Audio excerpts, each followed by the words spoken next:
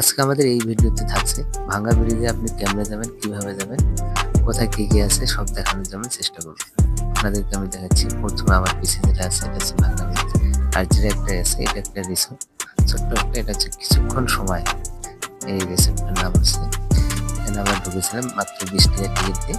আমরা ছিলামও কিছুক্ষণ।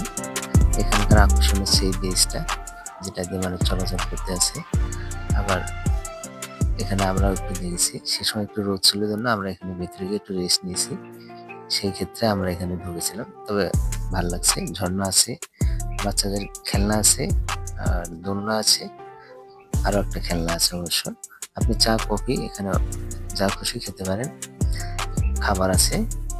এর ভিতরে পরিবেশ হচ্ছে এটা। আমরা ঝর্ণাটা দেখাতে পাচ্ছি আপনাদেরকে।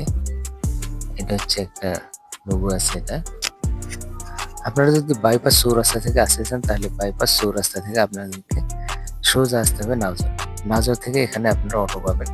এই নাওজরের মাথায় অটো আছে, অটো 10 টাকা ভাড়া আপনাদেরকে একেবারে ভাঙ্গা ব্রিজের মাথায় নিয়ে আসবে।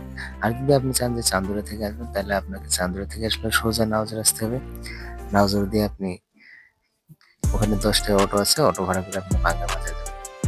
এখানে এসে আপনি দেখতে পারবেন এখানে তেমন কোনো দেখার রিসোর্ট নেই।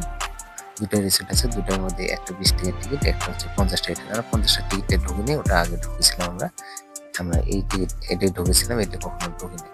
এটা হচ্ছে যে ভাঙ্গার মাথা, এখানে অনেক নৌকা আছে। আপনি চাইলে নৌকা দিয়ে ঘুরতে পারবেন, চাইলে আপনাদের ট্রলার আছে, এই ট্রলারে আপনারা 30 টাকার টিকিটে ঢুকবেন। কিন্তু নৌকা চড়ার আগে আপনারা নৌকা কন্ট্যাক্ট করে নেবেন। তারা বিভিন্ন দাম চায় এবং বিভিন্ন লোক ভেদে বিভিন্ন রকম দাম রাখে। অতএব ঝামেলার আগে ঠিক করে নেওয়াটা অনেক ভালো, এটা আপনাদের জন্য বেটার।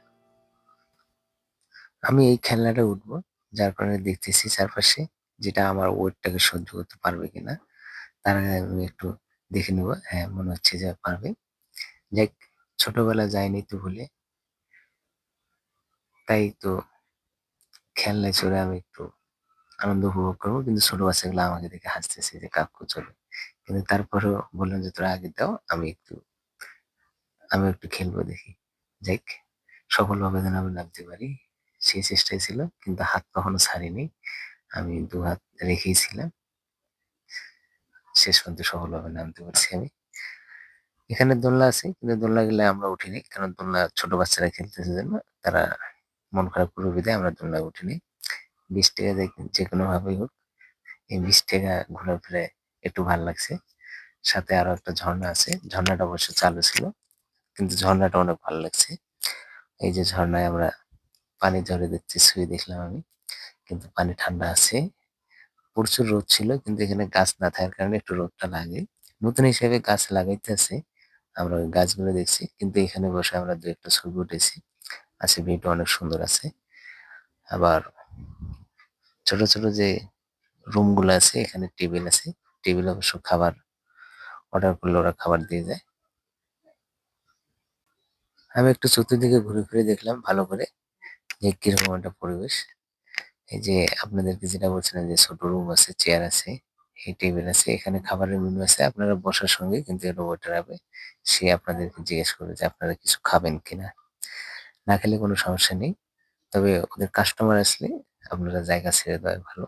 কিন্তু এখানে অনেক রোদ ছিল, আমরা এখানে ভেতরে কিছুক্ষণ ছিলাম। এই রিসোর্টটার নামও হচ্ছে কিছুক্ষণ, আমরা ছিলামও কিছুক্ষণ। ঠিক, আপনাদের ভালো লাগলে আপনারা এসে ঘুরে যেতে পারেন।